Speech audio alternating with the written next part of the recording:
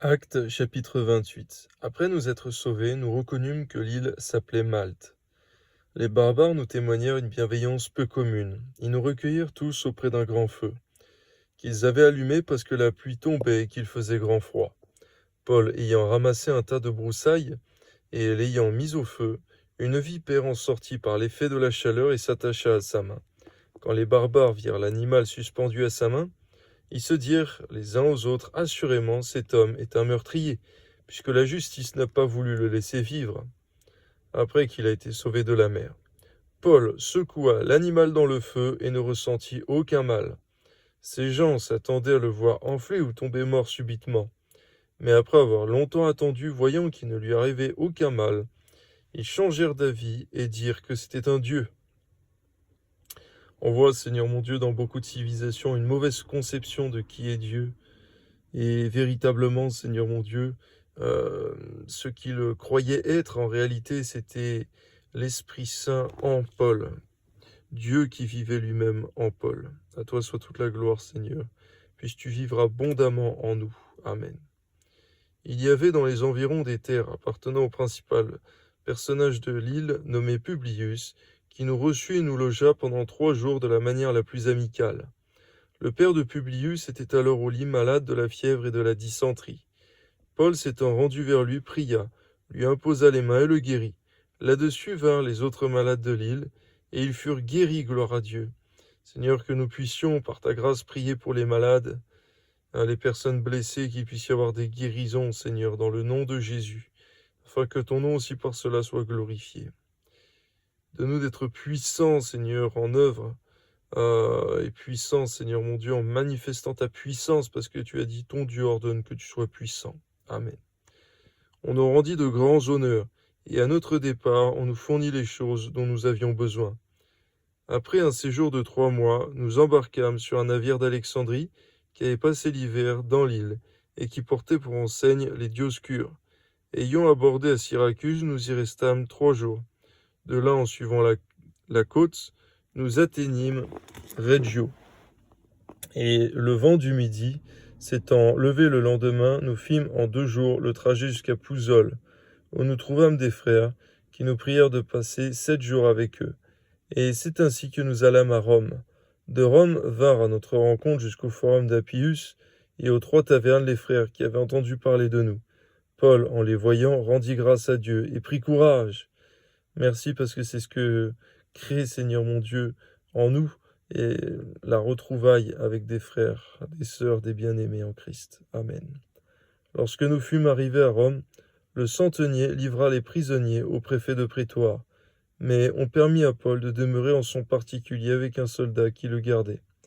Au bout de 3 jours, Paul convoqua les principaux des Juifs, et quand ils furent réunis, leur adressa ces paroles. « Hommes frères, sans avoir rien fait contre le peuple, ni contre les coutumes de nos pères, j'ai été mis en prison à Jérusalem et livré de là entre les mains des Romains. Après m'avoir interrogé, ils voulaient me relâcher, parce qu'il n'y avait en moi rien qui méritât la mort. Mais les Juifs s'y opposèrent, et j'étais forcé d'en appeler à César. N'ayant du reste aucun dessein d'accuser ma nation, voilà pourquoi j'ai demandé à vous voir et à vous parler. Car c'est à cause de l'espérance d'Israël que je porte cette chaîne. Ils lui répondirent, nous n'avons reçu de Judée aucune lettre à ton sujet. Il n'est venu aucun frère qui ait rapporté ou dit du mal de toi. Mais nous voudrions apprendre de toi ce que tu penses, car nous savons que cette secte rencontre partout de l'opposition. Ils lui fixèrent un jour, et plusieurs vinrent le trouver dans son logis. Paul leur annonça le royaume de Dieu, en rendant témoignage et en cherchant par la loi de Moïse et par les prophètes à les persuader de ce qui concerne Jésus. L'entretien dura depuis le matin jusqu'au soir. Les uns furent persuadés parce qu'il disait, et les autres ne crurent point. Ainsi parce que Paul utilisait ce que connaissaient les Juifs, savoir la Torah, l'Ancien Testament, afin de justifier la foi en Christ. Amen. Et de gagner ces Juifs à la foi. Comme il se retira en désaccord, Paul n'ajouta que ces mots. C'est avec raison que le Saint-Esprit, parlant à vos pères par le prophète Ésaïe, a dit, va vers ce peuple et dit, vous entendrez de vos oreilles et vous ne comprendrez point. Vous regarderez de vos yeux et vous ne verrez point, car le cœur de ce peuple est devenu insensible. Ils ont endurci leurs oreilles, ils ont fermé leurs yeux, de peur qu'ils ne voient de leurs yeux, qui n'entendent de leurs oreilles, qui ne comprennent de leur cœur, qui ne se convertissent et que je ne les guérisse. On voit, Seigneur, que Paul, Seigneur, en quelques instants est passé de prédicateur de l'Évangile à celui de juge. Et c'est vrai, Seigneur mon Dieu, Paul a bien dit, nous qui sommes appelés un jour à juger les anges, ne jugerions pas les choses de cette vie. Et merci parce que Paul, Seigneur mon Dieu, était à même de pouvoir juger ces hommes, Seigneur, sur leur incrédulité. Amen. Sachez donc que ce salut de Dieu a été envoyé aux païens et qu'ils l'écouteront. Lorsqu'il eut dit cela, les Juifs s'en allèrent discutant vivement entre eux. Paul demeura 2 ans entiers dans une maison qu'il avait louée. Il recevait tous ceux qui venaient le voir, prêchant le royaume de Dieu et enseignant ce qui concerne le Seigneur Jésus-Christ en toute liberté sans obstacle. Amen. Épître de Paul aux Romains, chapitre 1. Paul, serviteur de Jésus-Christ, appelé à être apôtre, mis à part pour annoncer l'évangile de Dieu, qui avait été promis auparavant de la part de Dieu par ses prophètes, dans les saintes Écritures, et qui concerne son Fils, né de la postérité de David selon la chair, et déclaré Fils de Dieu avec puissance, selon l'Esprit de sainteté par sa résurrection d'entre les morts. Jésus-Christ notre Seigneur, par qui nous avons reçu la grâce et l'apostolat, pour amener en son nom à l'obéissance de la foi tous les païens, parmi lesquels vous êtes aussi, vous qui avez été appelés par Jésus-Christ. À tous ceux qui, à Rome, sont bien-aimés de Dieu, appelés à être saints, que la grâce et la paix vous soient données de la part de Dieu notre Père et du Seigneur Jésus-Christ.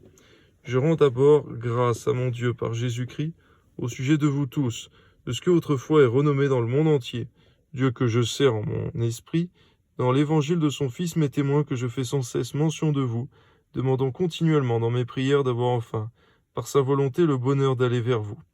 Car je désire vous voir, pour vous communiquer quelques dons spirituels, afin que vous soyez affermis, ou plutôt, afin que nous soyons encouragés ensemble au milieu de vous, par la foi qui nous est commune, à vous et à moi.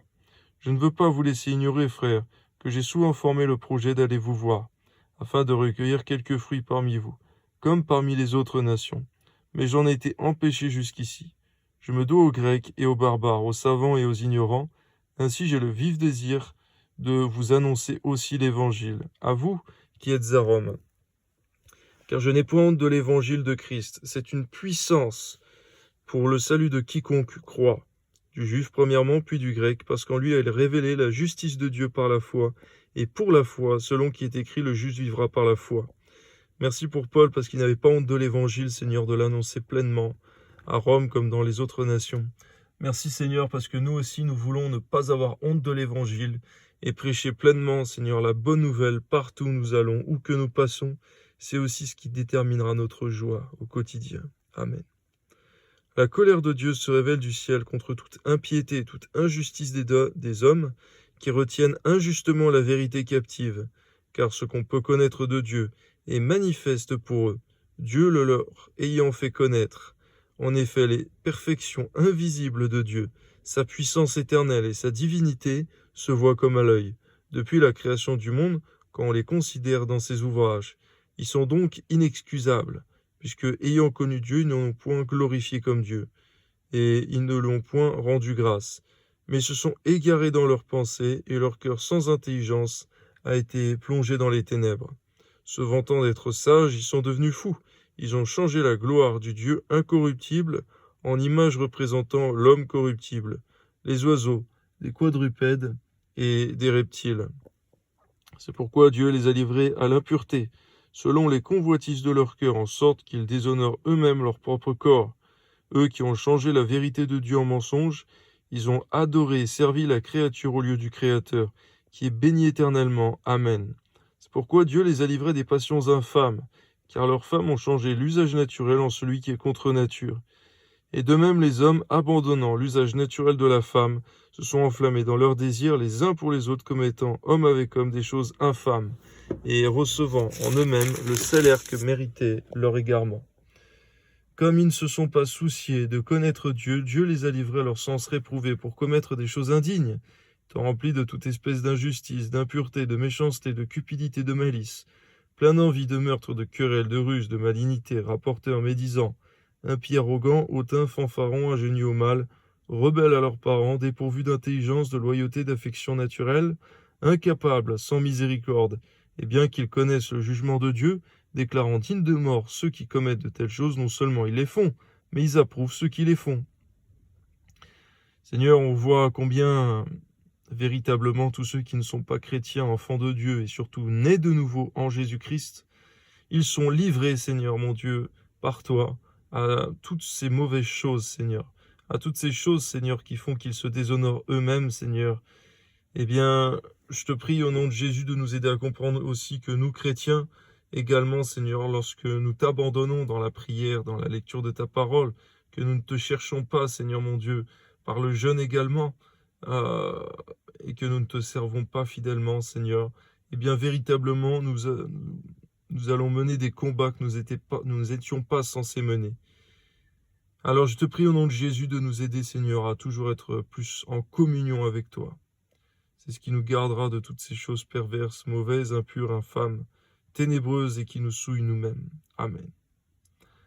Romains, chapitre 2. Ô homme, qui que tu sois, toi qui juges, tu es donc inexcusable, car en jugeant les autres, tu te condamnes toi-même, puisque toi qui juges, tu fais les mêmes choses. Garde-nous de juger les autres, surtout si nous faisons les mêmes choses, d'une manière ou d'une autre. Amen. Nous savons en effet que le jugement de Dieu contre ceux qui commettent de telles choses est selon la vérité. Et penses-tu, ô homme, qui juge ceux qui commettent de telles choses et qui les fait, que tu échapperas au jugement de Dieu? Ou méprises-tu les richesses de sa bonté, de sa patience et de sa longanimité, ne reconnaissant pas que la bonté de Dieu te pousse à la repentance? Mais par ton endurcissement et par ton cœur impénitent, tu t'amasses un trésor de colère pour le jour de la colère de la manifestation du juste jugement de Dieu, qui rendra à chacun selon ses œuvres, réservant la vie éternelle à ceux qui par la persévérance à bien faire cherchent l'honneur, la gloire et l'immortalité, mais l'irritation et la colère à ceux qui par esprit de dispute sont rebelles à la vérité, obéissant à l'injustice, tribulation et angoisse à toute âme d'homme qui fait le mal, sur le juif premièrement, puis sur le grec, gloire, honneur et paix pour quiconque fait le bien, pour le juif premièrement, puis pour le grec, car devant Dieu il n'y a point d'acception de personne. Tous ceux qui ont péché sans la loi périront aussi sans la loi, et tous ceux qui ont péché avec la loi seront jugés par la loi. Ce ne sont pas en effet ceux qui écoutent la loi qui sont justes devant Dieu, mais ce sont ceux qui la mettent en pratique qui seront justifiés. Et de la même manière, Seigneur mon Dieu, de nous comprendre que c'est pas seulement lire ta parole qui fait que nous sommes justifiés devant toi, mais c'est aussi de l'accomplir. Quand les païens qui n'ont point la loi font naturellement ce que prescrit la loi, ils sont, eux qui n'ont point la loi, une loi pour eux-mêmes. Ils montrent que l'œuvre de la loi est écrite dans leur cœur, leur conscience en rendant témoignage et leurs pensées s'accusant ou se défendant tour à tour. C'est ce qui paraîtra au jour où, selon mon évangile, Dieu jugera par Jésus-Christ les actions secrètes des hommes. Toi qui te donnes le nom de juif, qui te repose sur la loi, qui te glorifie de Dieu, qui connaît sa volonté, qui apprécie la différence des choses, étant instruit par la loi, toi qui te flattes d'être le conducteur des aveugles, la lumière de ceux qui sont dans les ténèbres, le docteur des insensés, le maître des ignorants, parce que tu as dans la loi la règle et la science de la vérité. Toi donc qui enseignes les autres, tu ne t'enseignes pas toi-même. Toi qui prêches de ne pas dérober, tu dérobes. Toi qui dis de ne pas commettre adultère, tu commets adultère. Toi qui as en abomination les idoles, tu commets des sacrilèges. Toi qui te fais gloire de la loi, tu déshonores Dieu par la transgression de la loi. Car le nom de Dieu est à cause de vous blasphémé parmi les païens, comme cela est écrit. La circoncision est utile si tu mets en pratique la loi, mais si tu transgresses la loi, la circoncision devient incirconcision. Si donc l'incirconcis observe les ordonnances de la loi, son incirconcision ne sera-t-elle pas tenue pour circoncision? L'incirconcis de nature qui accomplit la loi ne te condamnera-t-il pas, toi qui la transgresses tout en ayant la lettre de la loi et la circoncision? Le juif n'est pas celui qui en a les dehors, et la circoncision, ce n'est pas celle qui est visible dans la chair. Mais le juif, c'est celui qui l'est intérieurement, et la circoncision, c'est celle du cœur, selon l'esprit, non selon la lettre. La louange de ce juif ne vient pas des hommes, mais de Dieu. Romains chapitre 3. Quel est donc l'avantage des Juifs, ou quelle est l'utilité de la circoncision? Et il est grand de toute manière, et tout d'abord parce que les oracles de Dieu leur ont été confiés. Et quoi, si quelques-uns n'ont pas cru, leur incrédulité anéantira-t-elle la fidélité de Dieu? Loin de là. Que Dieu, au contraire, soit reconnu pour vrai, et tout homme pour menteur, selon qui est écrit, afin que tu sois trouvé juste dans tes paroles, et que tu triomphes lorsqu'on te juge. Mais si notre injustice établit la justice de Dieu, que dirons-nous? Dieu est-il injuste quand il déchaîne sa colère? Je parle à la manière des hommes. Loin de là, autrement, comment Dieu jugerait-il le monde? Et si, par mon mensonge, la vérité de Dieu éclate davantage pour sa gloire? Pourquoi suis-je moi-même encore jugé comme pécheur? Et pourquoi ne ferions-nous pas du mal, afin qu'il en arrive du bien, comme quelques-uns qui nous calomnient prétendent que nous le disions? La condamnation de ces gens est juste. Quoi donc? Sommes-nous plus excellents? Nullement. Car nous avons déjà prouvé que tous, juifs et grecs, sommes sous l'empire du péché. Selon qui est écrit, il n'y a point de juste, pas même un seul. Nul n'est intelligent, nul ne cherche Dieu, tous sont égarés, tous sont pervertis, n'en est aucun qui fasse le bien. Pas même un seul, leur gosier est un sépulcre ouvert. Ils se servent de leur langue pour tromper. Ils ont sous leurs lèvres un venin d'aspic. Leur bouche est pleine de malédiction et d'amertume. Ils ont les pieds légers pour répandre le sang. La destruction et le malheur sont sur leurs routes. Ils ne connaissent pas le chemin de la paix. La crainte de Dieu n'est pas devant leurs yeux. Or nous savons que tout ce que dit la loi, elle le dit à ceux qui sont sous la loi, afin que toute bouche soit fermée, et que tout le monde soit reconnu coupable devant Dieu, car nul ne sera justifié devant lui par les œuvres de la loi, puisque c'est par la loi que vient la connaissance du péché. Mais maintenant, sans la loi est manifestée la justice de Dieu, à laquelle rendent témoignage la loi et les prophètes. Justice de Dieu par la foi en Jésus-Christ, pour tous ceux qui croient. Il n'y a point de distinction, car tous sont péchés sont privés de la gloire de Dieu, et ils sont gratuitement justifiés par sa grâce, par le moyen de la rédemption qui est en Jésus-Christ. C'est lui que Dieu a destiné à être une victime propitiatoire pour ceux qui auraient la foi en son sang, afin de montrer sa justice, parce qu'il a laissé impunis les péchés commis auparavant, au temps de sa patience, afin, dis-je, de montrer sa justice dans le temps présent, de manière à être juste tout en justifiant celui qui a la foi en Jésus. Où donc est le sujet de se glorifier? Il est exclu. Par quelle loi? Par la loi des œuvres? Non, mais par la loi de la foi. Car nous pensons que si l'homme est justifié par la foi, sans les œuvres de la loi, ou bien Dieu est-il seulement le Dieu des Juifs? Ne l'est-il pas aussi des païens? Oui, il l'est aussi des païens, puisqu'il y a un seul Dieu qui justifiera par la foi les circoncis et par la foi les incirconcis. Anéantissons-nous donc la loi par la foi? Loin de là. Au contraire, nous confirmons la loi. Romains, chapitre 4. Que dirons-nous donc qu'Abraham, notre père, a obtenu selon la chair? Si Abraham a été justifié par les œuvres, il a sujet de se glorifier, mais non devant Dieu. Car que dit l'Écriture? Abraham crut à Dieu. Cela lui fut imputé à justice. Or à celui qui fait une œuvre, le salaire est imputé, non comme une grâce, mais comme une chose due. Et à celui qui ne fait point d'œuvre, mais qui croit en celui qui justifie l'impie, sa foi lui est imputée à justice. De même David exprime le bonheur de l'homme, a dit, Dieu impute la justice sans les œuvres. Heureux ceux dont les iniquités sont pardonnées et dont les péchés sont couverts. Heureux l'homme à qui le Seigneur n'impute pas son péché. Ce bonheur n'est-il que pour les circoncis, n'est-il pas également pour les incirconcis? Car nous disons que la foi fut imputée à justice à Abraham. Comment donc lui fut-elle imputée? Est-ce après ou avant la circoncision? Il n'était pas encore circoncis, il était incirconcis.